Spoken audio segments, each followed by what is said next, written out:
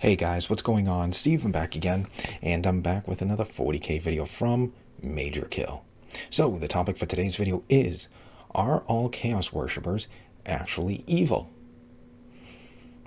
I want to say mostly probably yes. Maybe some are not. Maybe,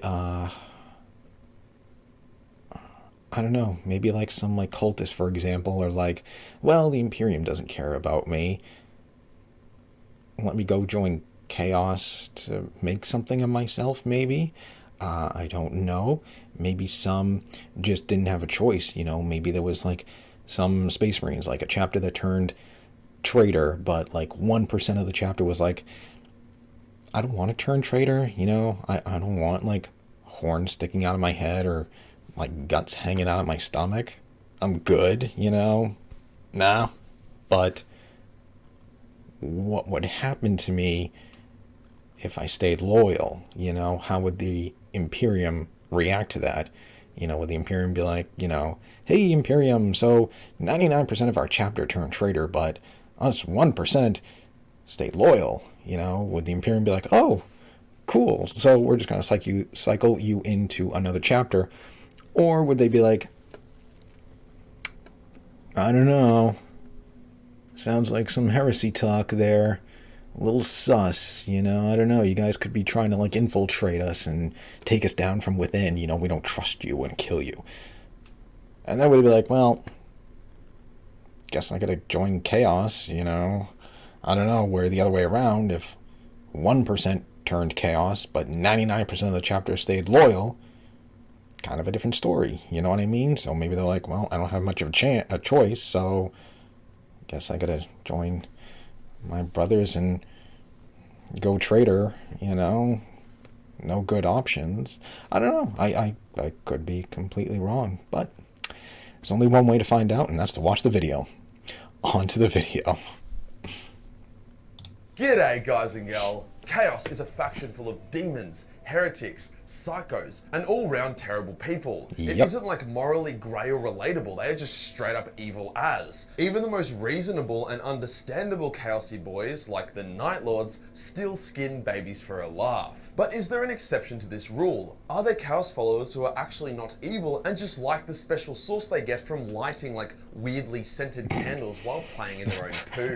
Before we get started, Christmas I didn't think of that. here, Maybe there would be like probably some who looking would for an like, easy, good quality I just kind of gift want to some give to someone chaos special. powers. So why not give them the Performance Package 4.0? I didn't This even really bundle think of comes with that. the classic Lawnmower 4.0, the only electric shaver that I've ever felt comfortable using on my family jewels, including the bowls, which is generally a no-no. On top of that comes the ball toner and ball deodorant, which are designed to eliminate stanky wiener, a godsend for me when I do jiu-jitsu. Package also comes with a weed whacker, which is a nose and ear trimmer that I personally don't need, but I'm sure many of you may, as well as a high-quality travel bag and a very comfortable pair of non-chafe boxers. These boxers are great, easily my favorite pair. I'm actually literally just wearing them right now.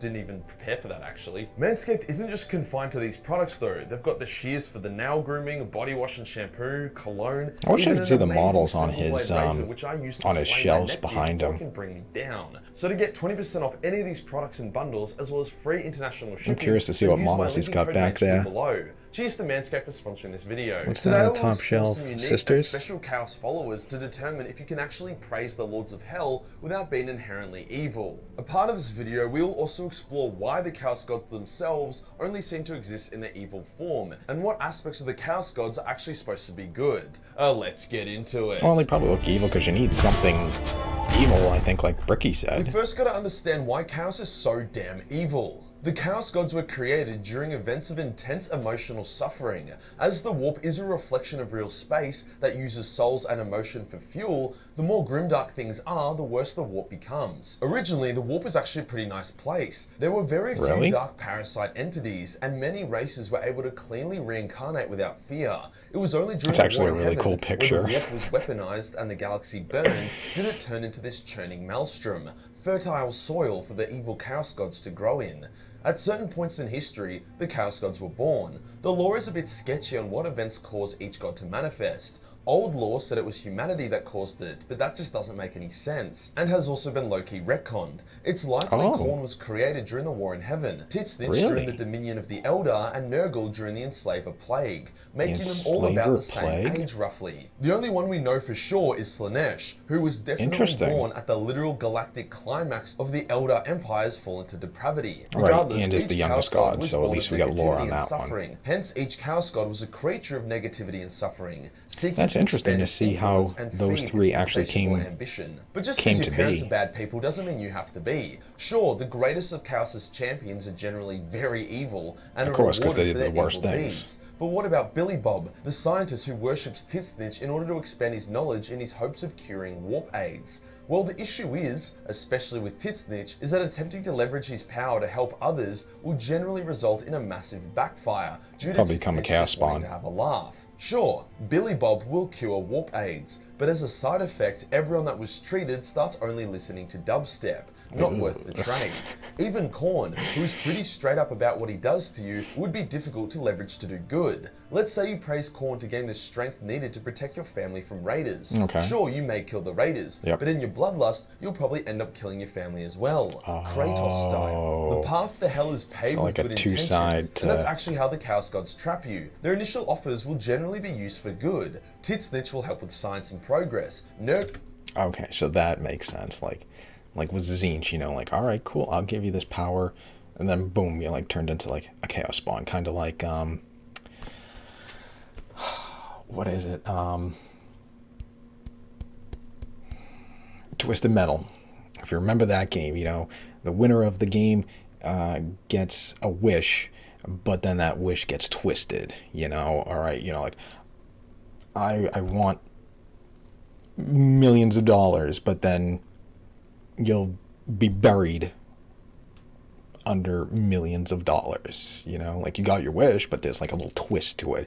Kind of seems like what that is, you know, with the Chaos Gods. Yes, I'll give you strength, but you know, you'll have the strength to kill the raiders, but you'll probably end up killing your family from all the bloodlust. So there's that little twist to each one. Nurgle will help with easing pain. Khorne will help with the strength to protect the ones you love, and Slaanesh will give you pleasure and joy. However, these gifts are temporary. If you want to enhance or maintain them, you have to go deeper down the rabbit hole. For Titsnitch, this means to achieve that next scientific breakthrough, you'll have to kill and sacrifice your mentor. For Khorne, you will need to shed more blood, even if the ones you promised to kill aren't around anymore. For Nurgle, if you want to ease someone's pain and suffering, you just gotta let them exist as a living hive for plague flies. And Slaanesh is, well, Slaanesh. This is why every Chaos follower seems to be evil. They are playing a rigged game. You would require the willpower of a god to win, as you are literally playing against gods. If you successfully resist them while using their gift, like that picture, and then you got the little emperor right down there in the middle. To not end up as an evil piece of shit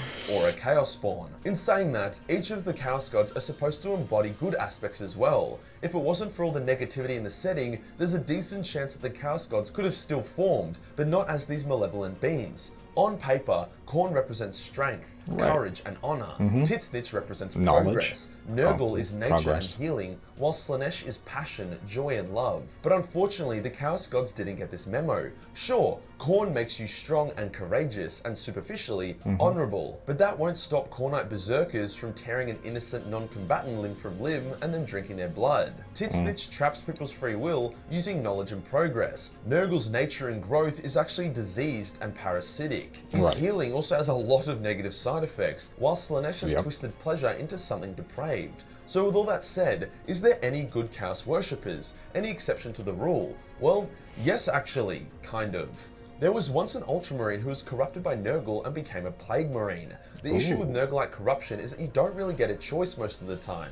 You get infected, and then you either die horribly or you accept Papa Nurgle. However, this Ultramarine was able to cling to a small vestige of honor and good. His duty to the Emperor broke through the horrors of his plagued brain as he smuggled a nuclear bomb in his own decayed, bloated body, and then set it off when he came face to face with his Nurgle-like master, killing both of them and the surrounding warband. On the flip side, a Nurgle-like champion once fought with total and complete honor, taking on a Loyalist hero. The two fought, and the Nurglite champion was so impressed with the Loyalist's glorious last stand and heroic deeds that even as he killed the Loyalist hero, he promised that he and his fallen battle brothers' corpses would remain undefiled and buried with honor. Out of all the Chaos Gods, Nurgle is the least malicious, so it makes sense that his followers would emulate that. Then there is the legendary case of Rylanor's last stand. In particular, Vistario, the Thousand Sons sorcerer. The Thousand Sons are one of the least evil of the Traitor Marines. They rarely do unnecessarily cruel stuff for a laugh like most of their evil cousins do. Also, the reason for them turning traitor was pretty justified. So when Fulgrim was tormenting the honourable and legendary Rylanor, Vistario was like, you know what? Fulgrim, you're a scumbag. Rylanor is a top G. So Vistario allowed a planet-destroying nuclear bomb to go off in order to protect Rylanor from being tainted by Fulgrim, as well as to severely hurt and inconvenience Fulgrim. That's right, this guy gave his own life and the life of his mates to protect the soul of a loyalist, his enemy. I gotta say, I really want to see, whenever Fulgrim comes back, what his model would look like. Because I just think Fulgrim would be a really cool looking badass model, like half snake, a forearm snake and stuff like that. That'd be really cool. I don't know, I've been kind of liking Emperor's Champions for some reason. Like if I was to ever, I doubt it, but you know, ever to play again and go Chaos, I kind of want to do Emperor's Champions. One, because the color scheme's actually pretty badass, and two, Fulgrim's kind of interesting, although I hear he's kind of like a pretty not well written Primarch. I don't know, but either way, I still really want to see what his model looks like whenever they decide to bring him back.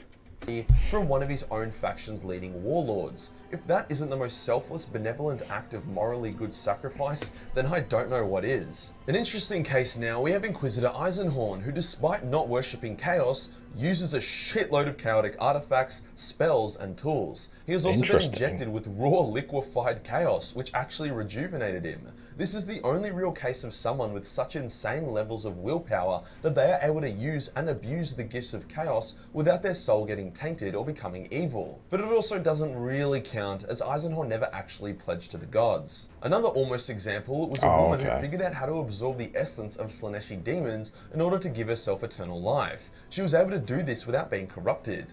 And although she was probably a total bitch, she wasn't this like evil chick. However, Slaanesh did end up claiming her soul and turning her into a demon, but without the direct intervention of a Chaos God, this chick could have continued indefinitely. But once again, she didn't actually pledge to Slaanesh, she just figured out how to steal some of her power. Unfortunately, almost all examples of people who have fiddled with chaos and remained morally good is generally because they reject chaos in their final moments, or simply use chaos as a tool without actually praising the gods. The traitor Astartes who seem to follow some kind of code of honor are generally the ones who chose not to praise chaos and simply remain as traitor Astartes. The reality is that once you've drunk the Kool-Aid, you are in a downward spiral that leads to damnation and evil deeds. The only character you could genuinely say that was a worshipper of chaos but still remained morally good was Vistario. He counts because he didn't reject chaos when he blew up Fulgrim, he just did the right thing. Out of all the chaos worshippers, it's definitely the followers of Titsnitch who have the most room to be good.